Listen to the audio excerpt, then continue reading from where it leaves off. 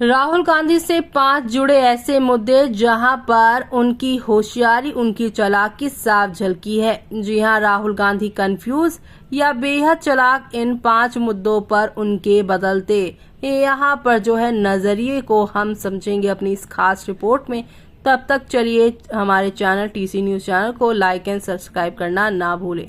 कांग्रेस नेता राहुल गांधी बुधवार को जम्मू कश्मीर में थे। उन्होंने रामबन और अनंतनाग जिले में कश्मीरी आवाम से यहां कांग्रेस की सरकार बनाने पर जो है स्टेटहुड लौटाने की बात कही है। लेकिन राहुल गांधी ने अनुच्छेद 370 के मुद्दे पूरी तरह से चुप्पी बरतते हुए ये दिखाने की कोशिश की है कि जैसे वो इस मुद्दे को वो जानते ही नहीं है। राहुल गांधी जब से नेता प्रतिपक्ष बने हैं, वो जो कुछ भी बोल रही हैं, जनता उस पर गौर कर रही है। राजनीतिक गलियारों में उनकी हर बात पर कांग्रेस को लगता है कि उन्होंने मैदान मार लिया है। दूसरी तरफ बीजेपी ये साबित करने में लग जाती है कि राहुल गांधी अभी यहाँ पर इमेच्योर नेता हैं। ऐसे में यहाँ पर अब कुछ भी हो, राहुल गांधी को कम से कम अब भारतीय राजनीति में गंभीरता से लिया जाने लगा है। पर देश के प्रमुख मुद्दों पर कांग्रेस और राहुल गांधी ने इतने तरह के बयान दे दिए हैं और कि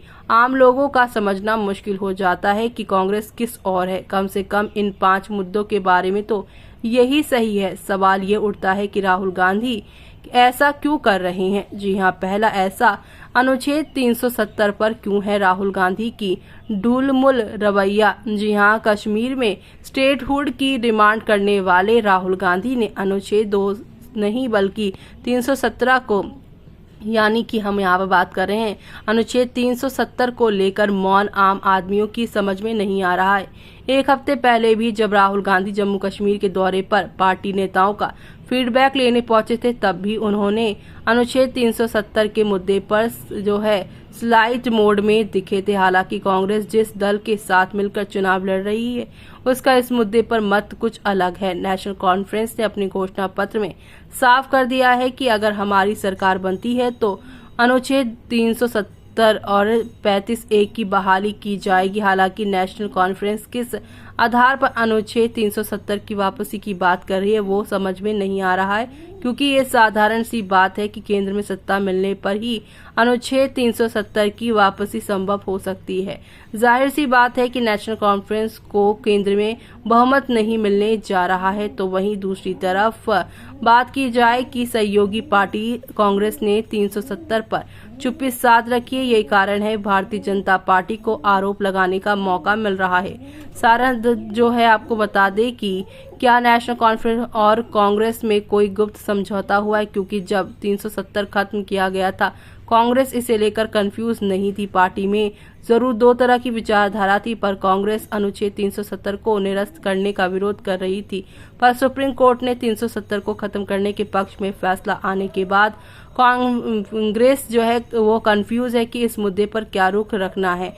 जब नरेंद्र मोदी सरकार ने अगस्त 2019 में संसद में जम्मू और कश्मीर पुनर्गठन कानून पारित करके अनुच्छेद 370 को निरस्त कर दिया और जम्मू कश्मीर को और लद्दाख को केंद्र शासित प्रदेशों में विभाजित कर दिया, तो कांग्रेस इस फैसले का विरोध कर रही थी। तब पार्टी ने संसद में अपना कड़ा विरोध जताया था। 6 अगस्त 2019 को एक बैठक में कांग्रेस वर्किंग कमेटी ने जिस तरह से निरस्तीकरण किया गया, उसके लिए सरकार पर जबरदस्त हमला बोला था। तो वहीं आपको बता दें कई और ऐसे मुद्दे हैं, जिसमें दूसरा मुद्दा ये है राज्यों में ओल्ड पेंशन स्कीम का वादा कर केंद्र में पता नहीं। जी हाँ, दूसरे नंबर पर बात करते हैं ओल्ड पेंशन स्कीम यानी पुरानी पेंशन योजना की। कांग्रेस यूपीए सरकार के अपने 10 साल के कार्यकाल में तो इस वापस नहीं ला सकी, पर सबसे केंद्र में नरेंद्र मोदी की सरकार है। कांग्रेस ओल्ड पेंशन स्कीम की राख अलापने लगी है, पर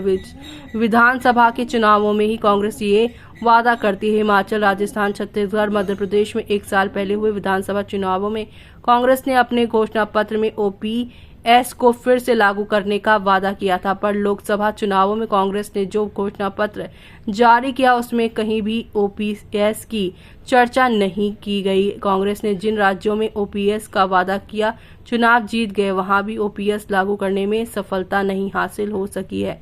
जाहिर है कि आम जनता ये समझ पा रही है कि कांग्रेस का इस ओपीएस स्कीम के बारे में क्या राय है। ऐसे में अब तीसरे के बारे में बात करें तो सीएए पर मौका देखकर बदलता रहा रुख। 2019 में केंद्र सरकार ने सिटीजनशिप और जहां अमेंडमेंट एक्ट लागू किया, इसके बाद राहुल गांधी और कांग्रेस का सीएए को लेकर रुख हमेशा बदलता रहा है। जनता को कंफ्यूज करने के लिए केंद्र में कुछ और कहा जाता और राज्यों में जाकर कुछ और कह देते हैं। दिसंबर 2019 में सीएए के खिलाफ कांग्रेस बहुत बड़ा प्रदर्शन आयोजित करती है, जिसमें सोनिया गांधी, पूर्व प्रधानमंत्री मनमोहन सिंह और राहुल गांधी सहित सैकड़ों पार्टी समर्थक राजघाट पर सत्याग्रह पर बैठे थे। राहुल गांधी ने ट्वीट करते हुए कहा, मोदी शाह द्वारा देश के विभाजन के विरोध में राजघाट पर आयोजित एकता सत्याग्रह को सफल बनाने के लिए भारत के छात्रों और युवाओं और कांग्रेस पार्टी के सभी कार्यकर्ताओं को बहुत बहुत धन्यवाद। लेकिन सीएए लागू होने के बाद चुनावों को देखते हुए कांग्रेस और राहुल गांधी इस मुद्दे पर चुप्पी साध लेते हैं। लोकसभा चुनावों के दौरान केरल में सीएए एक बहुत बड़ा मुद्दा था। केरल के मुख्यमंत्री पिनराई विजयन चुनाव अभियान के दौरान लगातार ये साबित करने में लगे हो रहे कि राहुल गांधी सीएए पर क्यों नहीं बोल रहे हैं। विजयन ने एक बार यहां तक कहा था कि केरल विधानसभा ने सीएए के खिलाफ यहां पर प्रस्ताव पास किया है, पर कांग्रेस की जिन राज्यों में सत्ता है वहां की विधानसभाओं में क्यों नहीं सीएए के खिलाफ कुछ किया गया। पर केरल में चुनाव अभियान के दौरान राहुल गांधी ने सीएए को लेकर चुप्पी साधे रखी।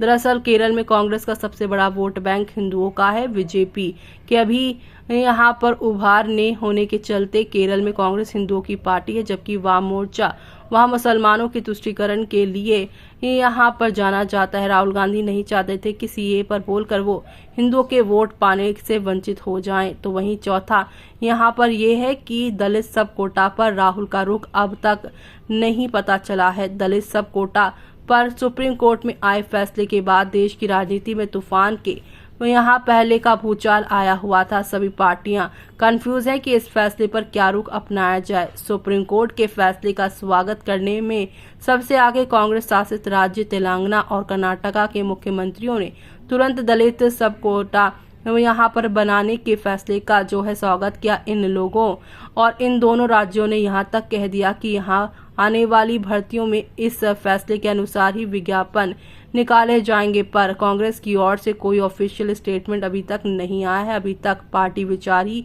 कर रही है। भारतीय जनता पार्टी में भी इस फैसले को लेकर बहुत कंफ्यूजन था, पर पार्टी के दलित सांसदों ने पीएम मोदी से मिलकर इस फैसले का क्रियान्वयन पर रोकने लगाने की मांग की है। तो वहीं दूसरी तरफ आखिरी यहाँ पर पांचवा मुद्दा यह है कि जाति जनगणना देश भर में कराएंगे, पर कर्नाटका, तेलंगाना और हिमाचल पर चुप्पी साधी उन्होंने। जी हाँ, जाति जनगणना को लेकर राहुल गांधी लगातार बयानबाजी कर रहे हैं, लेकिन संसद से लेकर सड़क तक देश का कोई भी मंच ऐसा नहीं होगा जहां पिछले साल से ही राहुल गांधी जाति जनगणना की बात ना कर रहे हों।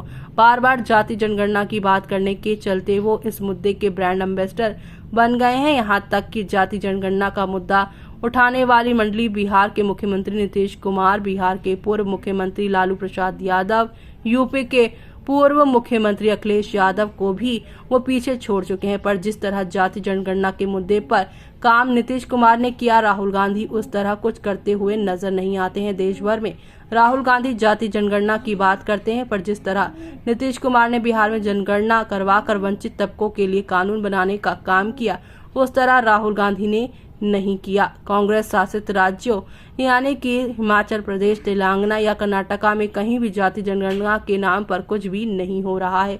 कर्नाटका में तो जाति जनगणना कांग्रेस की पूर्ववर्ती सरकार में ही हो चुका है, केवल रिपोर्ट सार्वजनिक करनी है, पर यहाँ भी काम राहुल के वश में नहीं है, यह तो करना ही नहीं चाहते हैं। आपको क्या लगता है?